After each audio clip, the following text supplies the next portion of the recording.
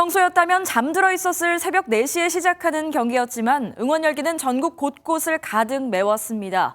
특히 서울 광화문 광장에는 3만여 명의 붉은 악마들이 모여 새벽 추위를 녹일 정도로 뜨거운 응원을 펼쳤는데요.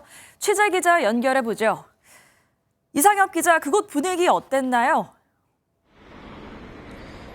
네, 저는 1시간 전까지만 해도 함성으로 가득 채웠던 광화문 광장에 나와 있습니다. 영하 3도라는 강추위에도 불구하고 경찰 초선 3만 3천여 명에 달하는 붉은 악마들이 모였었습니다. 시민들은 경기 시작 전부터 열띤 응원을 이어갔습니다. 사실 저 지금 못 자고 바로 출근인데 저희 너무 잘 싸워가지고 16강 너무 세계 최강국이지만 응원하려고 나왔거든요. 전반전에만 브라질이 4골을 넣자 일부 귀가하는 모습도 보였지만 상당수 시민들은 경기 끝까지 남아 대표팀을 응원했습니다. 새벽 응원전을 마친 이후 시민들은 아쉬움 속에도 질서정연하게 귀가하며 일상으로 돌아갈 준비를 했는데요. 조금 전인 오전 6시쯤부터는 출근길 혼잡을 막기 위해 지하철 2, 3, 5호선 열차가 2회씩 증편돼 운영되고 있습니다. 경찰도 응원전에 맞춰 광화문 광장에 경찰관 65명, 기동대 6개 부대 등을 배치해 만일의 사태에 대비했었는데요. 출근 시간에는 광화문역과 경복궁역 등 지하철역에 인력을 집중적으로 배치해 인파를 관리하기로 했습니다. 지금까지 광화문 광장에서 MBN 뉴스 이상엽입니다. 이태원 참사에 부실 대응을 한 혐의를 받는 이임재 전 용산경찰서장이 구속을 피했습니다. 사고 관련 보고서를 삭제하라고 지시한 혐의를 받는 경찰 간부 2명은 구속됐지만 핵심 피의자의 구속영장이 기각되면서 특수본 수사에도 차질이 생길 전망입니다. 홍지호 기자의 보도입니다. 이태원 사고 당시 적절한 안전조치를 하지 않아 업무상 과실치사상 혐의로 입건된 이임재 전 용산경찰서장에 대한 구속영장이 기각됐습니다.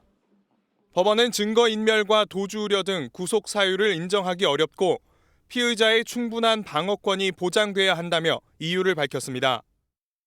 구속을 면한 이 전 서장은 죄송하다며 고개를 숙였습니다. 기억들지 못한 경찰서장으로서 평생 죄인의 심정으로 살아가겠습니다. 사고 원인이나 진상규명에 최대한 성실하게 임하겠습니다. 이 전 서장과 함께 사고 당시 현장을 지휘한 송병주 전 용산서 112 상황실장도 같은 이유로 구속을 피했습니다. 다만 박성민 전 서울청 정보부장과 김진호 전 용산서 정보과장에게는 구속영장이 발부됐습니다. 박 전 부장은 참사 이후 감찰과 압수수색에 대비해 정보보고서를 규정에 따라 삭제하라고 지시한 혐의를 받고 있습니다. 한 달 넘게 진행되어 온 특수본의 수사에서 핵심 피의자인 이 전 서장의 구속영장이 기각되면서 향후 수사에 차질이 생겼습니다. 특수본은 증거와 법리를 보강해 조만간 박희영 용산구청장과 최성범 용산소방서장에 대한 구속영장도 신청할 것으로 전망됩니다. MBN 뉴스 홍지호입니다. 전국 공무원 노조가 이상민 행정안전부 장관을 이태원 참사 책임과 노조 활동 방해 등의 이유로 경찰에 고발했습니다. 정부는 최근 진행된 공무원 노조 활동이 불법이라며 징계를 검토하고 있습니다. 이 내용은 강세현 기자가 전해드립니다. 전국 공무원 노조가 이상민 행정안전부 장관을 고발한 건 안전총괄부서 수장으로서 이태원 참사 당시 제 역할을 못했고 이를 비판한 노조를 탄압하고 있다는 이유에서입니다. 참사를 책임져야 할 자가 자신의 직위를 이용해서 온갖 방법으로 노동조합의 정당한 활동인 총투표를 온갖 방법으로 방해를 하였습니다. 지난달 노조는 이태원 참사의 책임을 물어 이 장관을 파면 처벌하는 데 동의하느냐는 안건을 투표에 붙였고 투표 참여자의 83.4%가 찬성했습니다. 하지만 정부는 투표가 불법이라고 판단했고 행안부는 주동자 등에 대해 징계를 요구하기로 결정했습니다. 행안부 관계자는 투표 안건을 봤을 때 정당한 노조 활동이라고 볼 수 없다고 판단했다며 징계를 요구할 대상의 범위를 정하고 있다고 밝혔습니다. 행안부가 징계를 요구하면 각 기관장이 징계 여부와 구체적인 수위를 정하게 됩니다. 노조 측은 정당한 활동이었다며 고발로 맞불을 놓았습니다. 정당한 노동조합 업무를 위력으로 방해한 업무방해 행위이자 또한 직권남용 행위라는 점에 착안하여 오늘 고소와 고발에 이 장관을 둘러싼 갈등은 정치권을 넘어 공무원 사회로 이어지고 있습니다. MBN 뉴스 강세현입니다. 지난달 24일 시작된 화물연대 파업이 오늘로 13일째입니다. 기름이 떨어진 주유소는 더 늘어 100곳에 육박했고 출하가 막힌 제철소는 철강제를 쌓아둘 공간이 점점 줄어들고 있습니다. 장가희 기자가 보도합니다. 서울 홍제동에 위치한 주유소입니다. 화물연대 파업으로 지난 주말 휘발유 재고가 모두 동났다가 일부 주유소는 공급이 재개됐습니다. 하지만 재고가 바닥나면 또 언제 공급받을 수 있을지 모르는 상황입니다. 금요일 날 오후에 풀려서 잘 나간 데는 많고 운송할 차는 좀 지금은 비정상적이잖아요. 서울에 있는 다른 주유소도 기름이 떨어질까 걱정입니다. 저녁 때쯤에 떨어질 것 같은데 못 넣었던 차들이 막 들어와가지고 넣고 들어있어가지고요. 기름이 떨어진 주유소가 늘자 시민들도 불안해합니다. 차를 타야 되는데 불편할 것 같아가지고. 정부가 군 탱크로리 등 대체 운송 수단을 통해 대응하고 있지만 파업이 장기화하면서 주유소 품절 사태는 확산하고 있습니다. 휘발유 재고가 바닥난 주유소는 어제 오후 2시 기준 100곳에 육박했는데 절반 이상이 서울, 경기 등 수도권이었습니다. 철강업계 역시 지난 3일까지 출하 차질 규모가 1조 원을 넘어서며 제철소 곳곳에 철강제들이 쌓이고 있습니다. 평상시 대비했을 때 적재 공간이 이제 금주부터 많이 부족할 거로 보고요. 공장 내 도로라든가 아니면은 바깥에까지도. 산업계는 화물연대 파업에 따른 피해 규모 확대가 이번 주 분수령을 맞을 것으로 보고 있습니다. MBN 뉴스 장가입니다. 정부가 업무 개시 명령을 발부받은 시멘트 화물차 기사가 복귀했는지 확인하는 2차 현장 조사에 착수했습니다. 복귀하지 않은 차주에 대해서는 30일에 운행 정지 처분이 내려지는데 오늘은 민주노총이 전국 총파업에 나섭니다. 배준우 기자입니다. 국토교통부 조사관들이 업무 개시 명령을 받은 운송사 화물차주들의 명단을 확인합니다. 업무 개시 명령서를 받은 운송 거부자들이 현장에 복귀했는지 2차 현장 조사에 나선 겁니다. 운송 종사자가 실제 복귀하였는지 여부 등을 확인하기 위한 목적입니다. 조사 대상은 1차 조사에서 명령서를 교부받은 33개 운송사와 지난 2일까지 명령서를 받아 업무 복귀 기한이 지난 455명의 화물차주입니다. 정부는 업무 개시 명령에 1차로 불응하면 30일 이하의 운행 정지를, 2차 불응 시 화물 운송 자격 취소 등 행정 처분을 요청하고 고발 조치를 한다는 방침입니다. 현장 복귀율이 어느 정도인지 공식 통계는 나오지 않았지만 정부는 업무 개시 명령이 효과가 있을 것으로 내심 기대하는 눈치입니다. 이에 따라 오늘 국무회의에서 정유와 철강에 대해 검토했던 업무 개시 명령은 일단 유보하고 상황을 지켜보기로 했습니다. 업무 개시 명령 발부 이후 항만 물동량이 2배 가까이 늘고 시멘트 운송량도 회복되고 있지만 건설 현장은 여전히 셧다운 상태입니다. 부산, 울산, 경남 지역의 타설 노동자 1000여 명이 동조 파업에 나서면서 콘크리트 타설이 중단되는 현장이 늘었습니다. 정부는 조직적으로 건설 현장을 멈추는 행위에 대해선 강력히 대응하겠다고 경고했습니다. 자신들의 조직적인 그 집단의 힘을 가지고 생산 과정을 막아세우겠다라는 그런 생각들, 그런 시도가 어떻게 나오는지 참 기가 막힐 지경입니다. 민주노총은 화물연대 운송 거부에 힘을 싣기 위해 오늘 오후 전국 15곳에서 대규모 총파업에 나설 예정입니다. MBN 뉴스 배준우입니다. 화물연대 파업에 대해 윤석열 대통령은 법과 원칙을 강조하며 강경한 입장을 다시 한번 밝혔습니다. 국민을 위하는 길이라면 어떠한 어려운 길도 마다하지 않겠다는 말로 엄정 대응을 예고했는데요.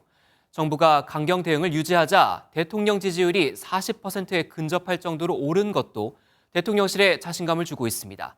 신재우 기자가 보도합니다. 한 기독교 행사에 참석한 윤석열 대통령은 우리를 둘러싼 대내외적인 환경이 녹록지 않다고 밝혔습니다. 윤 대통령은 국민을 위한 길이라면 어떤 어려운 길도 마다하지 않겠다며 법과 원칙을 또 강조했습니다. 법과 원칙이 바로 서는 나라를 만들기 위해 최선을 다하겠습니다. 국민과 국가를 위하는 길이라면 어떠한 어려운 일을 마다하지 않고 걸어가겠습니다. 어제를 기준으로 화물연대 운송 거부가 12일째로 접어든 가운데 어떤 어려움이 있더라도 엄정 대응 기조를 유지하겠다는 의지를 보인 것으로 해석됩니다. 윤 대통령 지지율이 2주 연속 상승세를 타는 점도 대통령실에 자신감을 주고 있습니다. 여론조사 업체 리얼미터에 따르면 12월 첫째 주 윤 대통령 국정수행 긍정평가는 38.9%로 나타났는데 지난주에 비해 2.5%포인트 올라간 수치입니다. 오늘 민주노총 파업 대응이 국정운영 고비라고 판단하고 있는 대통령실은 다만 정유 부문은 아직 관리 가능한 상황이라고 보고 오늘 추가 업무 개시 명령은 내리지 않을 예정입니다. MBN 뉴스 신재우입니다. 이재명 더불어민주당 대표가 어제 취임 100일을 맞아 민생을 위해 힘써왔다고 메시지를 내놨습니다.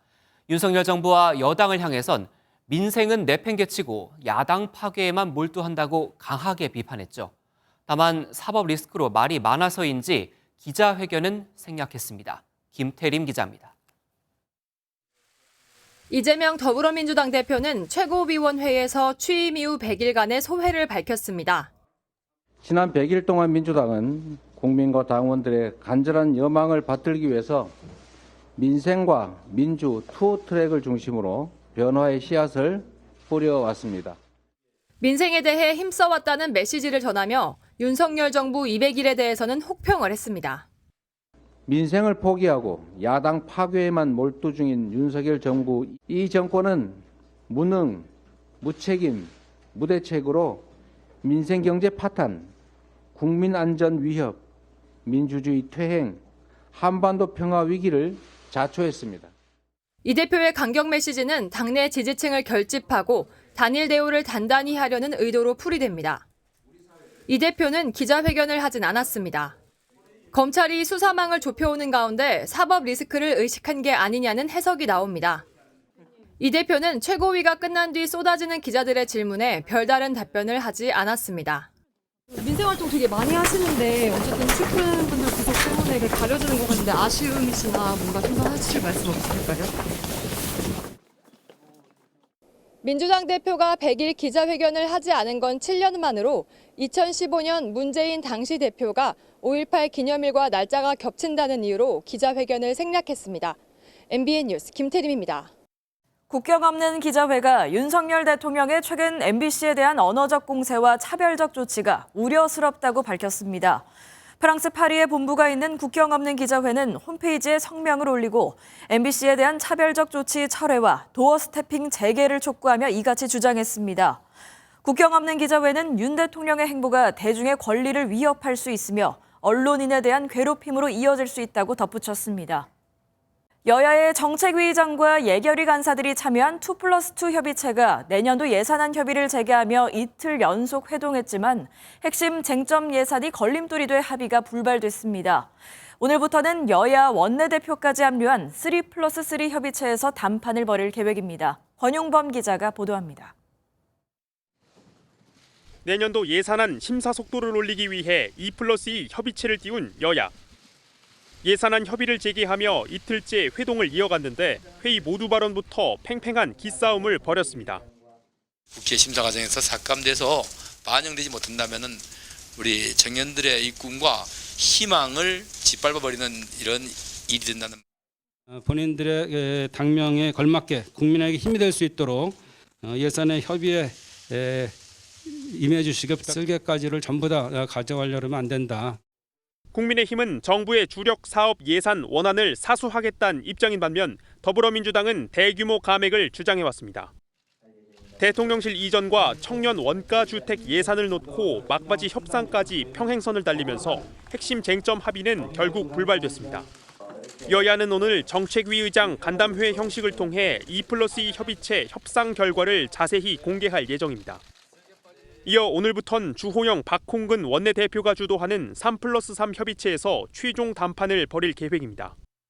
예산안 처리 지연은 여야 모두에게 큰 부담인데다 정기국회 회기 내에 예산안을 처리해야 한다는 것엔 이견이 없는 만큼 극적인 타결 가능성도 여전하다는 관측이 나옵니다. MBN 뉴스 권용범입니다. 북한이 또 9.19 군사 합의를 어기고 해상 완충구역에 포탄 130발을 쐈습니다. 완충구역에서 포사격은 한 달여 만인데 북한은 한미 연합훈련에 대한 경고라는 입장을 내놨습니다. 김태희 기자입니다. 북한이 어제 동서해상 해상 완충구역에 포사격을 가했습니다. 합동참모본부는 어제 오후 2시 59분쯤부터 북한 강원도 금강군 일대와 황해남도 장산고도 일대에서 각각 동서해상으로 130발의 포사격을 했다고 밝혔습니다. 포의 종류는 방사포로 추정됐습니다. 탄착 지점은 북방 한계선, NLL 북방 해상 완충구역 내로 파악됐습니다. 북한의 완충구역 내 포사격은 지난달 3일 강원 금강군 일대에서 동해상에 80여 발을 쏜 뒤 약 한 달 만입니다. 관련해 북한은 이번 포사격이 대응경고 목적이었다는 공식 입장을 내놨습니다. 조선인민군 총참모부 대변인 발표에서 5일 8시 30분부터 오후 3시 50분 사이 적측 남강원도 철원군 이평리 방향에서 방사포탄으로 추정되는 발사체 수십 발이 동남 방향으로 발사되는 적정이 제기됐다고 밝혔습니다. 그러면서 유관 감시가 가능한 전선 근접지대에서 긴장 격화를 야기시키는 군사행동을 당장 중단하라고 강조했습니다. 실제로 어제 강원도 철원에서는 사전에 계획된 한미 연합 포병 사격 훈련이 진행됐습니다. 이번 해상 실탄 사격은 주한미군의 다연장포 사격 훈련에 대한 맞대응 경고 사격의 메시지가 담긴 것으로 분석합니다. 합참은 동서해상 해상 완충구역 내 포병 사격은 명백한 9.19 군사합의 위반이라면서 한미 간 긴밀한 공조하에 관련 동향을 추적 감시해 만일의 상황을 대비해 태세를 강화할 방침입니다. MBN 뉴스 김태희입니다. 미국 백악관은 북한이 핵실험 등 추가 도발을 하지 않도록 중국이 영향력을 행사할 것을 다시 한번 주문했습니다. 중국이 유엔 안보리 회원국으로서 그 영향력을 적절하게 사용해야 하는데 오히려 정반대라고 지적했습니다. 워싱턴에서 최중락 특파원입니다. 미 백악관이 북한 도발에 대한 중국의 영향력을 다시 한번 촉구했습니다. 바이든 대통령이 미중 정상회담에서 북한 도발을 억제하기 위한 역할을 주문했다는 점도 상기시켰습니다.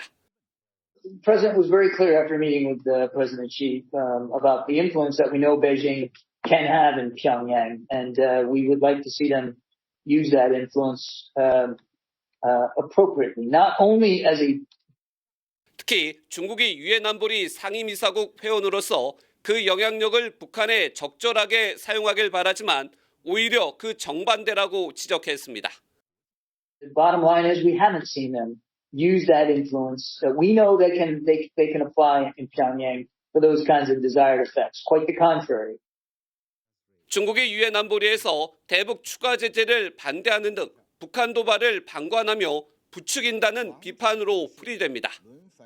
또한 북한의 도발에 대해 여전히 중국이 역할을 시작하는 것을 보고 싶다고 말해 중국의 대북 영향력 행사를 거듭 강조했습니다.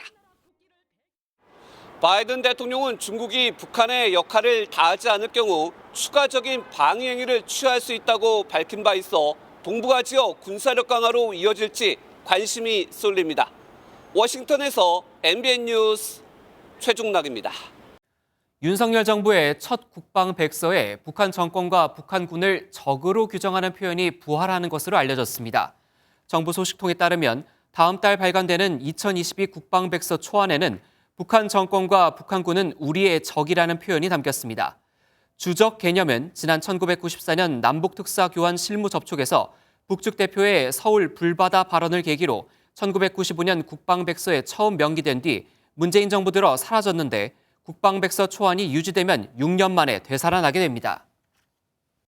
윤석열 대통령과 베트남 권력 서열 2위 응우옌 수원푹 국가주석이 옛 청와대 영빈관에서 공식 만찬을 가졌습니다. 대통령실은 청와대 이전 이후 마땅한 국빈 만찬 장소를 찾지 못했는데 앞으로도 영빈관을 활용한다는 계획입니다. 원중희 기자입니다. 취임과 동시에 대통령 집무실을 용산으로 이전한 윤석열 대통령이 처음으로 옛 청와대 영빈관을 찾았습니다. 정부 출범 후 첫 국빈 방한한 웅우옌 수원푹 베트남 국가주석과의 공식 만찬을 위해서입니다. 윤 대통령은 베트남과 사돈 관계임을 강조하고 정치, 외교, 국방 등 전 분야에 걸쳐 양국 간 협력 관계를 확대해 나가겠다고 밝혔고 푹 주석 역시 건배로 화답했습니다. 한국에 있는 8만여 한 베트남 가정은 양국 관계를 사돈 관계로 이어주고 있습니다.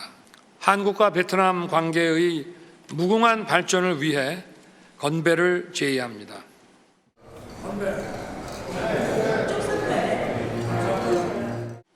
Trong bầu không khí tràn đầy tình cảm hữu nghị hôm nay, tôi đề nghị các quý vị cùng nâng cốc. Việt Nam Hàn Quốc ngày càng phát triển. 대통령실은 국립중앙박물관, 국방컨벤션센터 등을 내외빈 행사에 활용하다 영빈관 신축 계획도 세웠지만 언론에 알려진 뒤 취소했습니다. 이재명 부대변인은 윤 정부 첫 국빈 만찬에 영빈관을 활용하는 것은 역사와 전통의 계승과 실용적 공간의 재활용이라며 앞으로도 계속 영빈관을 사용할 계획이라고 밝혔습니다. 앞서 양 정상은 용산 대통령실에서 소인수 환담 및 정상회담을 차례로 가진 뒤 포괄적 전략 동반자 관계 구축에 합의하고 희토류 등 핵심 광물 공급망과 첨단 산업 협력도 강화하기로 했습니다. MBN 뉴스 원중입니다. 대장동 재판에서 증인으로 나선 남욱 변호사의 그간 폭로가 맞는가 아닌가를 두고 공방이 벌어졌습니다. 김만배 씨 측은 남 변호사가 이재명 대표에겐 CR도 안 먹힌다고 해놓고 최근 말이 바뀌었다고, 남 변호사 측은 공식적으로는 그렇지만 일은 밑에 사람이 다 했다며 반박했습니다. 어떤 내용인지 우종환 기자가 설명해 드립니다. 김만배 씨 측은 남욱 변호사가 지난해 한 언론 인터뷰를 문제 삼았습니다. 당시 남 변호사는 12년 동안 이재명 더불어민주당 대표에게 로비 시도를 했지만 CR도 안 먹혔다고 말했습니다. 그러다 1년 만에 남 변호사는 천화동인 1호 지분이 이 대표 측 거라고 김 씨에게 들었다. 이 대표가 사업을 주도했다며 폭로했는데 어느 쪽이 거짓말이냐는 겁니다. 남욱이라는 사람이 작년 가을쯤인가요? 귀국할 때 인터뷰한 게 있습니다. 10년 동안 찔렀는데도 CR이 안 먹히더라. 정권이 바뀌고 검찰이 바뀌니까 말이 바뀌었습니다. 남 변호사는 이 대표가 공식적으로는 CR도 안 먹히는 게 맞다고 말했습니다. 그러면서 밑에 사람이 다 한 거다. 추측이니까 함부로 말할 수 없었다고 덧붙였습니다. 겉으로는 이 대표에게 로비가 안 먹힌 게 맞지만 뒤로는 측근인 정진상, 김용 두 사람을 통했다는 취지입니다. 또 지난해 9월쯤 대장동 의혹이 불거지자 김 씨가 자신에게 천화동인 1호 지분의 10%를 내 걸로 하자고 부탁했다고 주장했습니다. 아랫사람이 다 했다는 남 변호사 주장에 정진상 실장 측은 남 변호사 청탁을 자신이 들어줬다는 취지로 오해될 수 있다며 남 변호사와 일면식도 없다고 반박했습니다. MBN 뉴스 우종환입니다. 서울의 한 아파트 열배관이 파손되면서 18,000여 가구의 난방이 끊기는 사고가 발생했습니다. 마침 어제 오전 기온이 영하 7도까지 뚝 떨어지면서 주민들은 난방이 되지 않는 집에서 추위에 떨어야 했습니다. 이혁재 기자가 보도합니다. 하얀 수증기가 아스팔트 도로를 뚫고 매섭게 솟아오릅니다.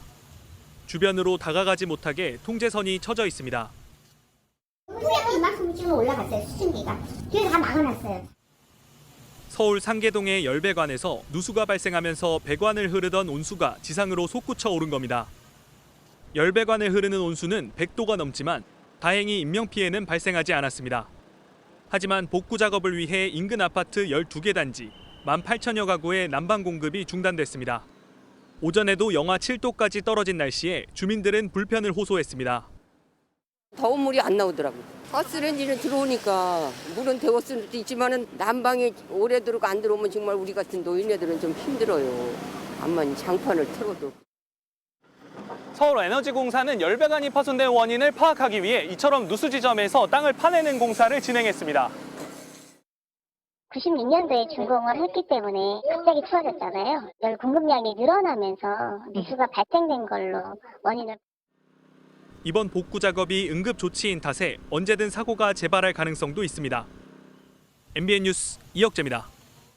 지난주 금요일 수업이 끝난 9살 초등학생이 학교 문을 나서자마자 스쿨존에서 음주운전 차량에 사고를 당해 숨지는 안타까운 사고가 있었죠. 어제 같은 반 친구들의 추모를 받으며 떠났는데요. 조윤지 기자가 현장에 다시 다녀왔습니다. 초등학교 후문으로 검은색 운구차가 들어섭니다. 국화꽃을 든 작은 손길들이 이어지고 영정사진 속 친구 모습에 눈물이 터져 나옵니다. 선생님 같은 말이었어요. 만나면 안아주고 싶어요. 그때는 사고 안 나게 안아주고 싶어요. 지난 2일 방과 후 수업을 마치고 집에 돌아가던 초등학교 3학년 9살 학생이 음주운전 차량에 치여 목숨을 잃었습니다. 사고가 난 곳은 학교 바로 앞 어린이 보호구역입니다. 보시는 것처럼 인도가 따로 없어 학생들은 차도를 따라 등하교를 해야 했습니다. 사고가 나기 전부터 학부모들은 위험성을 지적해왔습니다. 평소에도 여기가 차들도 많이 다니고 토요일도 많다 보니까는 사고 위험성이 많았어요. 등하교 시간뿐만 아니라도 어린이 보호구역 내에 과속 단속 카메라와 신호등을 우선 설치하는 내용이 포함된 민식이법이 지난 2020년부터 시행됐지만 사고가 난 골목에는 이러한 안전 조치가 없었습니다. 실속이 없는 구간에 대해서는 설치를 진행하지 않는다고. 사고를 낸 운전자의 당시 혈중 알코올 농도는 면허 취소 수준이었던 것으로 확인됐습니다. 법원은 범행 중대성으로 도주 우려가 있다며 운전자를 구속했습니다. MBN 뉴스 조윤지입니다. 신고도 없이 식당에서 몰래 받아온 음식 폐기물을 개나 닭 수십 마리에게 먹이러 준 농장이 무더기로 적발됐습니다. 경기 북부 지역에서만 14곳이 적발됐는데 가축에서 나온 분뇨를 인근 농경지에 그대로 버린 농장도 덜미를 잡혔습니다. 윤길환 기자가 보도합니다. 경기도 포천의 개 사육 농장입니다. 지저분한 사육장에 개들이 빼곡히 들어가 있고 한쪽엔 먹이로 주고 남은 음식물이 보입니다. 음식 보관 창고로 가보니 뚜껑도 없이 방치된 통들이 가득한데 오래전에 식당에서 받아온 음식 폐기물을 섞어 먹이로 주었습니다. 폐기물도 어디서 받아요? 여름에 그냥 자기집에서 가져온 거예요. 인근의 다른 개 사육 농장에선 4년이 넘게 닭 가공 공장에서 나온 뼈 폐기물을 몰래 받아와 갈아서 먹이로 사용했습니다. 잠바는 이걸로 만든다고? 예, 이거. 또 다른 농장에서도 닭뼈 폐기물을 먹이로 주다 적발됐는데 이곳에선 개 60여 마리에서 나온 분뇨를 무단으로 농경지에 뿌리기도 했습니다. 이렇게 신고 없이 음식 폐기물을 개와 닭에게 먹이로 주거나 분뇨를 몰래 버린 동물 농장이 경기도 북부에서만 14곳이나 적발됐습니다.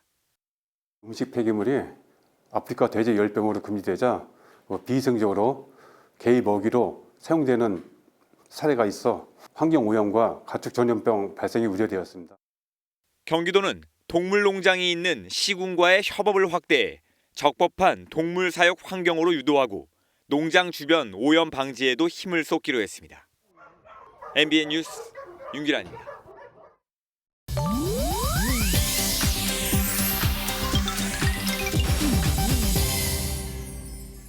인터넷에선 어떤 소식들이 화제일까요? 인터넷 와글와글입니다.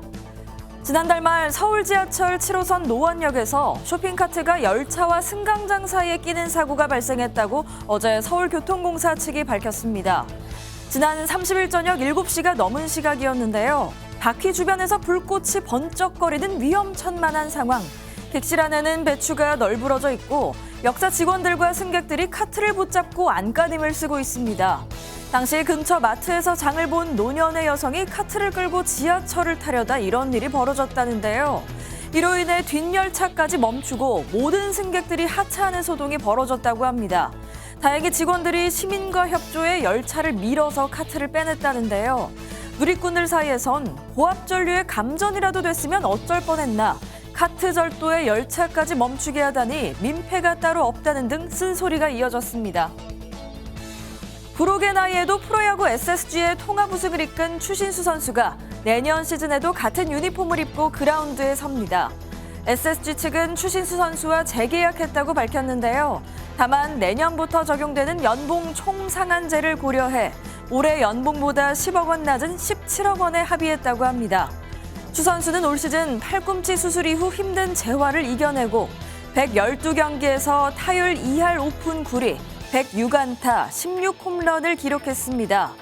한국 시리즈에도 6경기에 모두 출전해 타율 3할 2푼 8안타로 팀의 우승에 기여했습니다.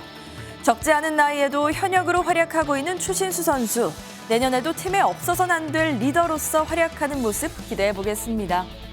실내 마스크 의무 착용 방침을 더 이상 따르지 않겠다는 움직임이 나오고 있습니다. 대전에 이어 충남도 시민 자율에 맡기겠다고 나섰고 정치권도 거들고 있거든요. 하지만 방역당국은 아직은 시기상조라는 입장입니다. 최희지 기자입니다.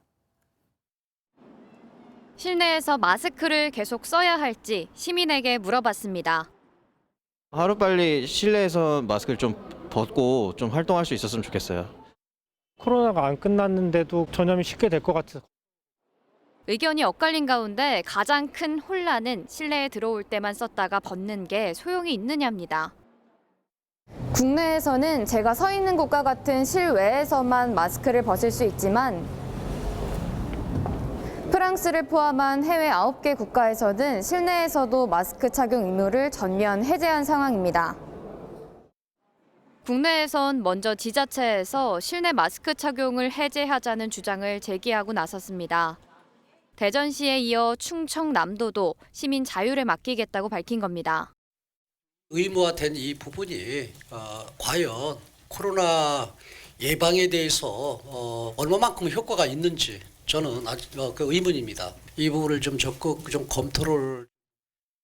여권 일각에서도 내년 1월 말부터는 실내 마스크 의무를 해제하도록 준비하자고 거들었습니다. 방역당국은 지금 당장 벗는 건 무리라면서도 조기 해제 가능성을 열었습니다.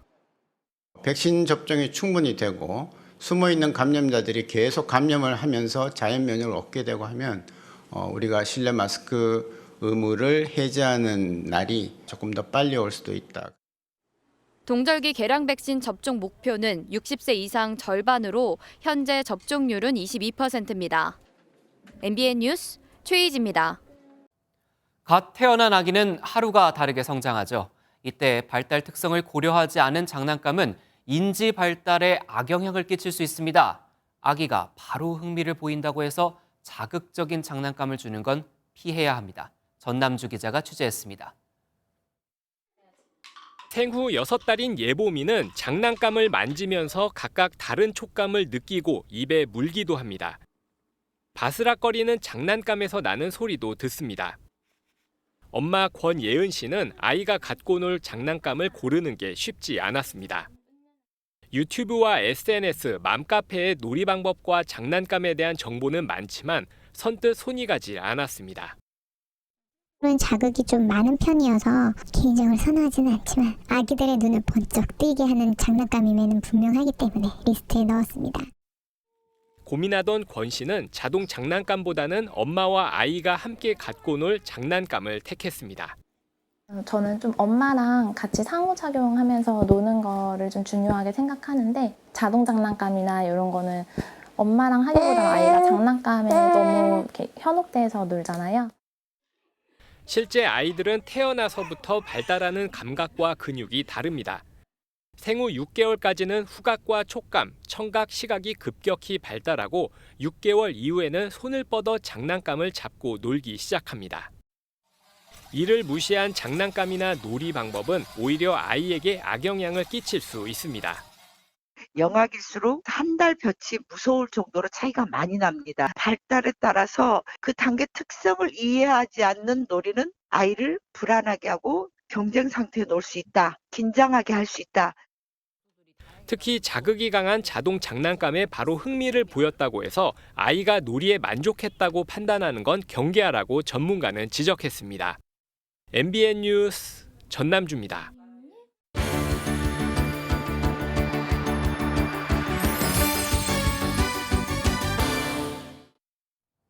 굿모닝 월드입니다. 크리스마스를 맞는 아이들을 위해 특별한 우체통이 세워졌습니다. 슬라브족 민담에 나오는 전설적인 존재에게 편지를 쓰기 위해서인데요. 누구에게 쓰는 걸까요? 마차를 타고 손을 흔드는 산타 할아버지. 그런데 독특한 모자와 화려한 옷감, 그리고 손에 든 봉까지 일반적인 산타와는 조금 다른데요. 이 산타는 바로 파더 프로스트, 서리를 의인화한 러시아 버전의 산타클로스입니다. 원래는 파란 복장이었는데 최근 들어 산타클로스와 혼합돼 붉은 복장을 한다고 합니다. 이날은 연말을 맞아 아이들을 모스크바 우체국에 초대해 산타에게 편지 쓰는 행사를 진행했는데요. 고사리 손으로 소원을 적는 아이들이 참 사랑스럽네요. 브라질 축구 황제 펠레가 대장암으로 투병 중인데요. 치료를 받고 있는 병원 앞에 많은 축구 팬들이 모여 밤을 지새웠습니다. 펠레의 쾌유를 응원하기 위해서라네요. 축구 황제 펠레의 얼굴이 새겨진 대형 현수막이 걸린 이곳. 대장암 판정을 받고 투병 중인 펠레가 치료받고 있는 브라질 상파울루의 병원입니다. 축구 팬들이 펠레의 쾌유를 빌기 위해 응원에 나섰는데요. 촛불을 켜고 오래 사세요 축구 황제란 문구를 붙이기도 했습니다. 펠레는 SNS를 통해 건강 상태가 안정적이란 내용과 함께 카타르 월드컵 브라질 경기를 지켜보겠다고 밝혔는데요. 3번의 월드컵에서 브라질을 우승으로 이끌었던 펠레의 쾌유를 기원합니다. 중국의 우주정거장 건설을 위해 우주로 떠났던 비행사 3명이 지구에 6개월 만에 돌아왔습니다. 당분간 격리 생활을 하면서 건강검진을 받고 휴식을 취할 거라네요.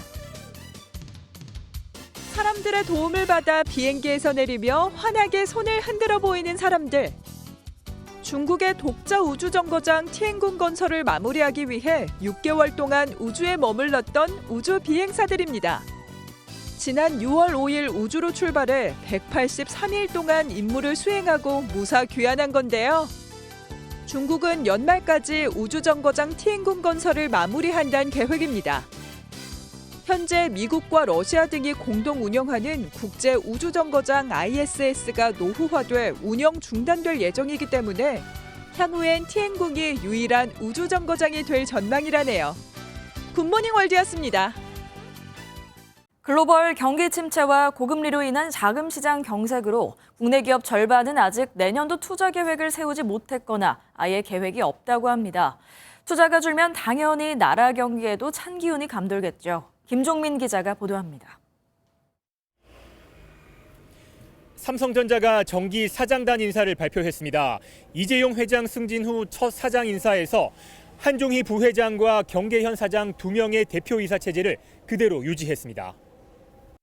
삼성전자가 불확실한 대내외 환경에서 경영 안정을 도모하기 위함이라고 인사 배경을 설명할 만큼 안정에 중점을 뒀습니다. SK그룹 본사인 설인동 사옥 앞입니다. 그룹 내에선 전쟁 중엔 장수를 바꾸지 않는다는 말이 내려온다고 하는데요. 실제로 최근 그룹 내 최고 의사결정기구인 스펙스 추구협의회 의장이 최근 사연임했습니다. 기업들의 안정 중시 기조는 내년 투자 계획에서도 고스란히 드러납니다. SK하이닉스는 내년 투자액을 올해 10조 원대보다 50% 이상 줄이기로 했고 현대차와 LG디스플레이도 투자를 축소하는 등 비상 경영에 돌입했습니다. 실제 전경련 조사 결과 국내 500대 기업 중 절반 가까이가 내년에 투자 계획이 없거나 아직 계획을 세우지 못한 것으로 나타났습니다. 투자 계획을 세운 기업 중 투자를 늘리겠다고 응답한 기업은 13%에 불과했습니다. 현재 경기 상황을 반영해서 기업 경영의 안정성을 유지할 수 있는 방향으로 인사가 이루어지고 있고요. 대규모 투자보다는 기업 자체의 생존력을 높이기 위한 쪽에 초점을 두고 있습니다. 기업들은 투자 활성화 시점에 대해 64%가 내년 하반기 이후를 예상했고 기약 없음을 선택한 비중도 26%에 달했습니다. MBN 뉴스 김종민입니다. 단군 이래 최대 재건축 사업으로 불리는 둔촌주공의 특별공급이 일부 경쟁률은 1대1에도 미치지 못한 채 마감됐습니다.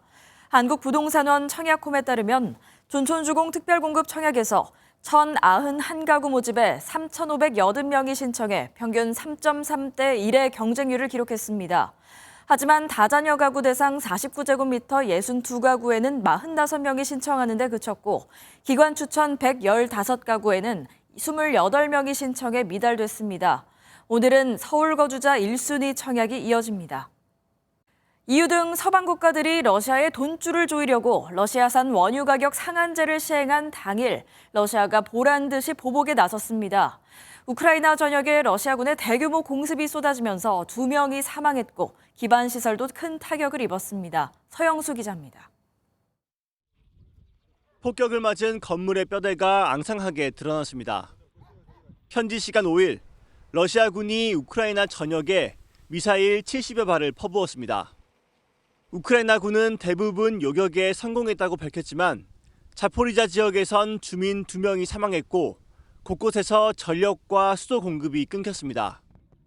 Даже зразу ото побачила яму і побачила ту машину сусідську, що така розбита, і люди лежать біля машини. Оце сусідів обох убило. 러시아는 우크라이나 군 드론이 러시아 공군기지를 공격해 군인 3명이 사망한 것에 대한 보복이라고 밝혔습니다. Попытки киевского режима сорвать террористическим актом боевую работу российской дальней авиации. Сегодня около 15 часов московского времени по системе военного управления. 이날은 유럽연합과 G7 등이 러시아산 원유 가격 상한제를 시행한 당일이기도 했습니다. 대규모 공습으로 맞대응한 러시아는 제재에 굴하지 않겠다는 뜻을 분명히 했습니다. необходимым потенциалом для обеспечения в полной мере всех нужд и потребностей в рамках специальной военной операции. 푸틴 대통령도 직접 운전대를 잡고 지난 10월 포격을 받았던 크림 대교를 찾아 우크라이나에 대한 공격 의지를 내비쳤습니다. MBN 뉴스 서영수입니다. 현재 서쪽 지역을 중심으로 약하게 눈이 내리고 있습니다. 눈의 양은 많지 않지만 영하권 추위 속에 눈이 얼어 도로가 미끄러울 수 있겠습니다. 출근길 운전하실 때 각별히 주의하셔야겠습니다. 눈은 수도권과 충청 지역을 중심으로 낮까지 오락가락 이어질 텐데요. 예상 적설량은 인천과 경기 남부, 충청에 1에서 5cm, 서울과 전북 북부, 경북 북부에도 1cm 미만의 눈이 내려 쌓이겠습니다. 반면 눈 소식 없는 동해안과 전남 곳곳에는 여전히 건조특보가 이어지고 있습니다. 특히 강원 산지에는 바람까지 강하게 불어 화재 위험이 높으니까요. 불씨 관리 철저히 해주셔야겠습니다. 이 시각 현재 기온 보겠습니다. 서울 영하 2.1도, 대전은 영하 3.2도까지 떨어져 있고요. 찬바람의 체감온도는 이보다 더 낮습니다. 그래도 낮에는 전국적으로 어제보다 2도에서 5도가량 높겠습니다. 서울 4도, 광주 9도, 부산은 10도까지 오르겠습니다. 오늘 늦은 밤부터 내일 아침 사이 경기 남부와 충청 북부에는 다시 비나 눈이 내리겠고요. 당분간 한파 수준의 심한 추위는 없겠습니다. 내셨습니다.